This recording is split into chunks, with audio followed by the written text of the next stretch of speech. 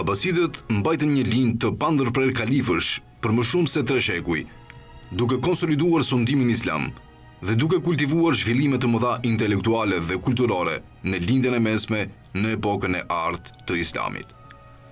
Bashkësia islame ka 2 deg të mëdha, sunitët dhe shiitët. Dallimi themelor midis tyre është mbi atë se kush duhet ta mbajë udhëheqjen politike të bashkësisë islame dhe ç'duhet të jetë dimensioni fetar i asaj udhëheqjeje. Në vitin 909, dinastia shiite Fatimide u shkëput nga Abasidët dhe krijoi linjë të veçantë kalifësh në Marok, Algjeri, Tunizi, Libi, Egjipt dhe Palestinë deri në vitin 1171. Dinastia Fatimide pretendonte se e kishte prejardhjen nga Fatimeja, vajza e profetit Muhammed. Muslimanët sunit pranojnë ligjshmërinë e përzgjedhjes së kalifëve Rashidun dhe të pararendësve të tyre, Umejadëve dhe Abasidëve. Ata i njohin kalifët si qenie vdekatare, pa asnjë fuqi hyjnore.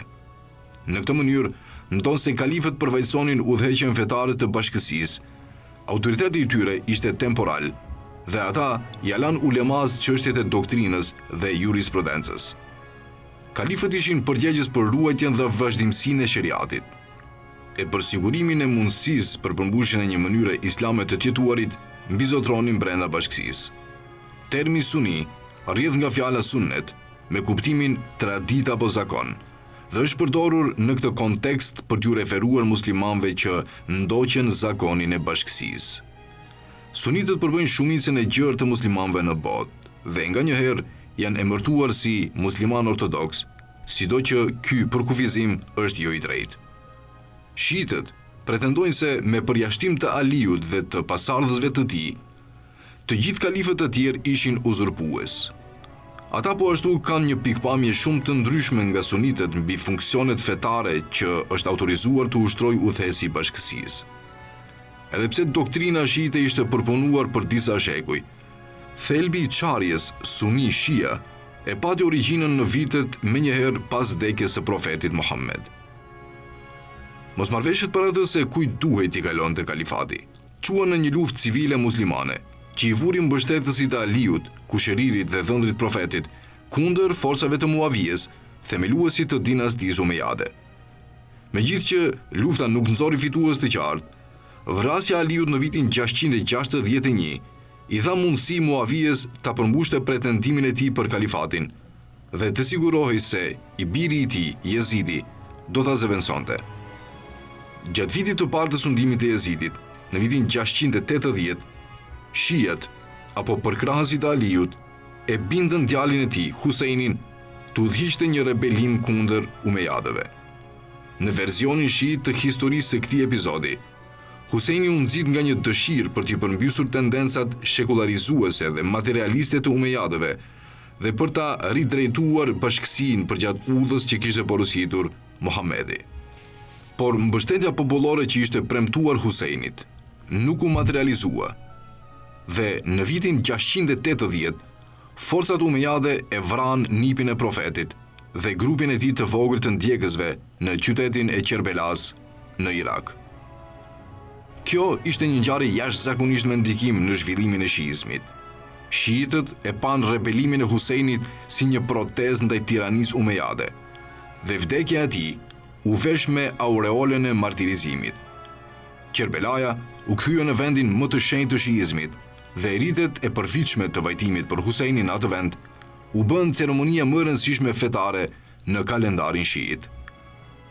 Nga një këndvështrim doktrinal, vdekja e Huseinit u bë simbol i vuajtjes së cilës i qenë nështruar familja e profetit prej forcave të shtypjes dhe i uzurpimit të së drejtës për sunduar të asaj familjeje. Martirizimi i Huseinit e konsolidoi kështu besimin e shiitëve se individët më të denjë për të patur autoritet suprem politik mbi bashkësinë islame ishin pasardhësit e profetit përmes degës së Aliut dhe bashkëshortes së tij Fatimes, vajzës së profetit. Shiitët janë të mendimit se profeti Muhammed e kishte përzgjedhur Aliun si zëvendësues të tij dhe se çdo një prej udhëheqësve shia e kishte caktuar që prej asaj kohe zëvendësuesin e tij para se të vdiste. Ky proces ishte i vazhdueshëm nga Aliu, i çmuar si imami i parë, te imami 12, të cilët i është atribuar një pjesë e madhe në Islamin shiit. Ndërsa doktrina shiite u zhvillua pas martirizimit të Husejnit. Ajo u dha imamëve një rol të veçantë fetar, që kalifët sunit nuk e kishin.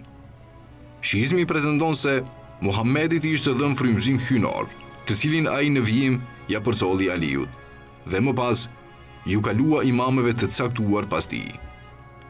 Megjithse mbizotrimi sunit i pengoi këta imam nga ushtrimi i autoritetit politik, shiitët i konsiderojnë ata enët përmes të cilave Zoti siguroi udhëzimin e tij të pandërprer për shoqërinë njerëzore. Imamët shiit janë çmuar të kenë qenë të frymëzuar hyjnisht. Ata zotronin dije ezoterike jo të dhënë për njerëzit e tjerë, duke përfshirë dijen e kuptimeve të fshehta të Kur'anit, dhe prandaj pretendonin se ishin në gjendje të jepnin deklarime të pagabueshme mbi ligjin fetar dhe të siguronin interpretime që reflektonin rrethanat në ndryshim. Doktrina shiite fitoi kompleksitet dhe rëndësi të shtuar për historinë e lindjes së mesme moderne nëpërmjet mënyrës si interpretojnë ngjarjet që përfshinin imamin e 12, Muhammed el-Mehdiun. Sipas qëndrimit shumicës shiite, të quajtur nganjëherë shiizmi i 12-shës, imami i 12 hyri në një gjendje zhdukjeje në vitin 874. Ai u zhduk, por nuk vdiq. Ai ishte dhe përgjatë 11 shekujve më vonë mbetet i fshehur nga Zoti.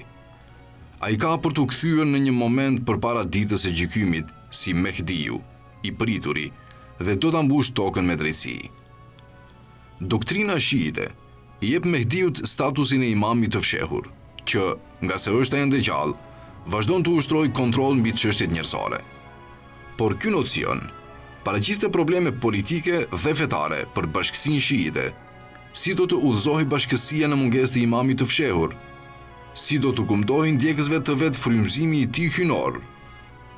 Ndjekësit e versionit tjetër të shiizmit, të njohur si Ismailitët apo të 7-shës, dallojnë nga të 12-shës në interpretimin e tyre të linjës së pasimit midis imamit të 7 dhe të 8.